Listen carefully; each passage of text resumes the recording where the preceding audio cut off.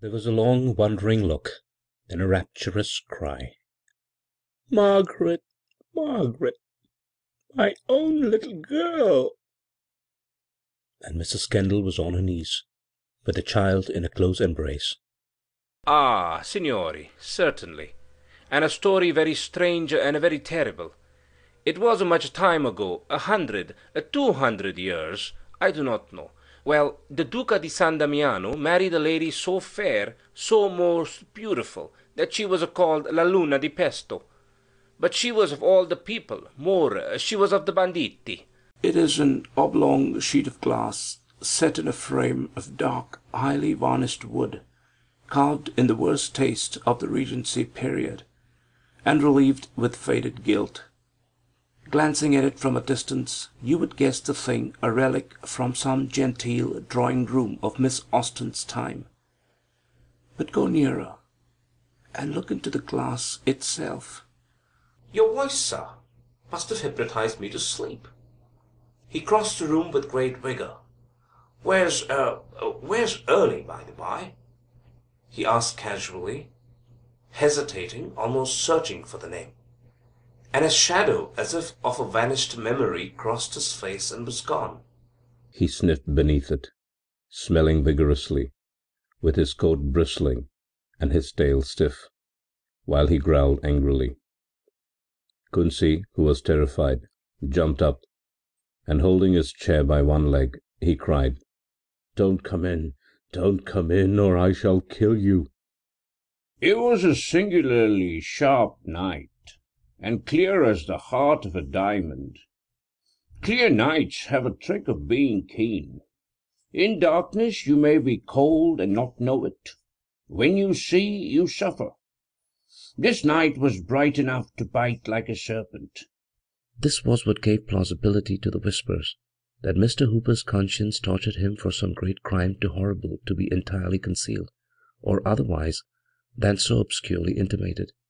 Thus from beneath the black veil there rolled a cloud into the sunshine. There, that's it. Shovel them in, notes and all. Chedi, what luck! Stop! Another Napoleon on the floor. Ah, sacre petit polisson de Napoleon! Have I found thee at last? And all at once the shape appeared and came on towards me, gradually. I opened my parchment scroll and read aloud the command.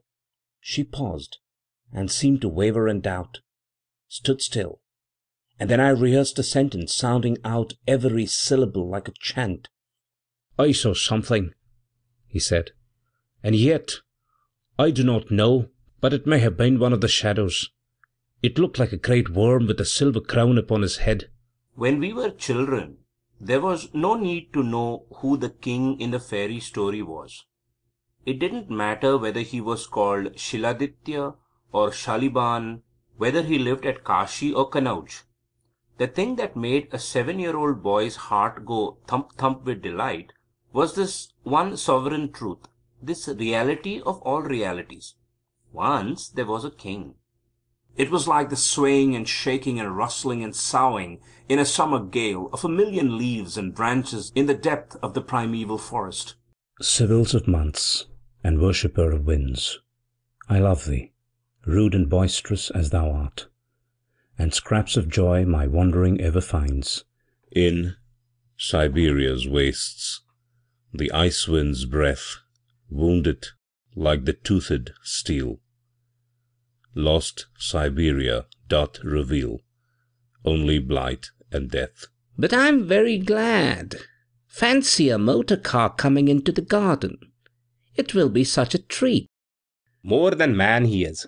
Here he is caught by a demon like me, yet he will not fear a bit. Since I have ravaged this road, I never saw such a man. Now, why is it that he does not fear? He was powerless to eat the man, but asked him. While we were walking over the city, we did not see anybody that we knew, and not a soul gave us a scrap of anything to eat, till we were passing the cemetery. But there some people called to us and put in our hands some chapatis and kulchas. The young people from the East, with their commonplace love affairs, figure in one plot, which crosses the fortunes and misfortunes of Colonel Sellers and his family, as belonging to his nature and being, as it were, part of him.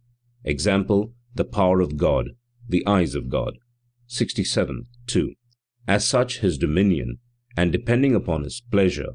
Thus the heavens are called the heavens of the Lord, the ectoderm or outer skin layer.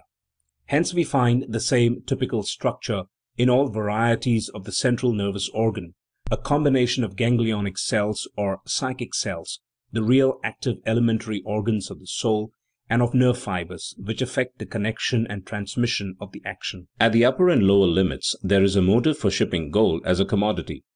If each transaction were independent of all others, the cost of exchange would be the weight of metal called for, plus grains enough more to pay for loss of interest, cost of freight, risk, and trouble. To the Mormons, the Logan Temple is a grand Masonic fabric, reared unto the name of the God of Israel, where endowments are given, and ordinances administered, and services performed which concern salvation and exaltation. If the torpedo is torpid as well as the cause of torpidity in others, then indeed I am a torpedo, but not otherwise, for I perplex others, not because I am clear, but because I am utterly perplexed myself. The person carrying it had climbed up on a heap of rubbish from the buildings in process of demolition. Another who stood beside him held her bleeding heart. Clary heard Danjou expostulating the crowd in words like these: Antoinette's head does not belong to you. Every dream may be a wish fulfillment, but there must be other forms of abnormal wish fulfillment as well as dreams. And in fact, the theory of all psychoneurotic systems culminates in the one proposition that they, too, must be conceived as wish fulfillments of the unconscious. Presently, when 3 milestones had loitered past, he overtook a boy who was stooping to light a cigarette. He wore no overcoat, and looked unspeakably fragile against the snow. "Are you on the road, Governor?" asked the boy huskily as he passed. "I think I am," the tramp said. "Oh, then I'll come a bit of the way with you, if you don't walk too fast."